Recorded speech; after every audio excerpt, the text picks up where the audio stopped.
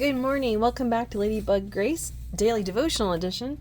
Today is February 1st. We made it to February. So today we're going to be in Genesis 16 about Abraham's lesson on obedience. But before we go, our morning prayer.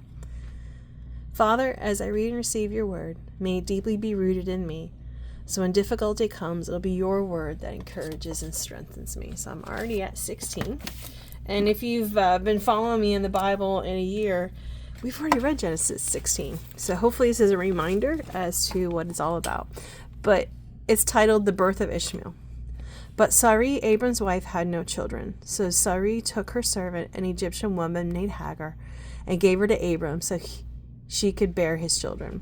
The Lord has kept me from having my children, Sarai said to Abram. Go and sleep with my servant. Perhaps I can have children through her.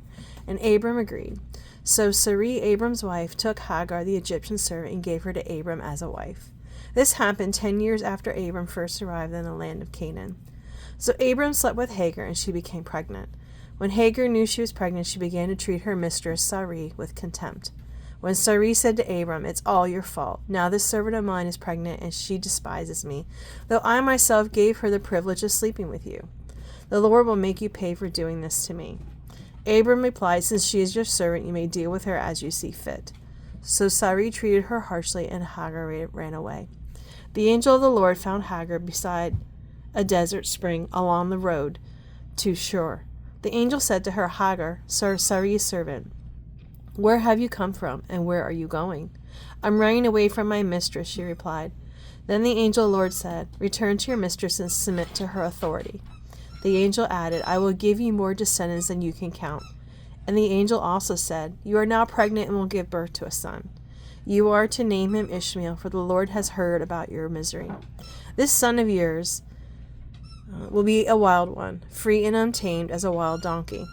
He will be against everyone, and everyone will be against him. Yes, he will live at odds with the rest of his brothers." Thereafter Hagar referred to the Lord, who had spoken to her as the God who sees me. For she said, "I have seen the one who sees me."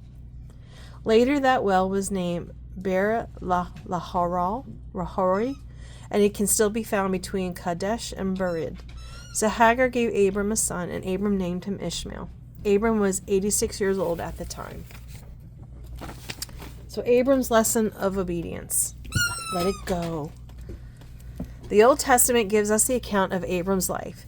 He had a special relationship with God, but his faith was not perfect. Over the years, he came to understand the cost of disobedience, learning the hard way that manipulating circumstances can bring heartache. For example, God promised that Abram and Sarah would have a child, but they were still waiting for that blessing when they were elderly. Already in her 70s, Sarah suggested that Abraham produce an heir by having a child with her servant Hagar. The result was jealousy, family strife, and conflict with long-lasting repercussions. Obedience will bring the Lord's best, but it sometimes requires waiting on him. Abram was an old man when God promised him descendants as numerous as the stars.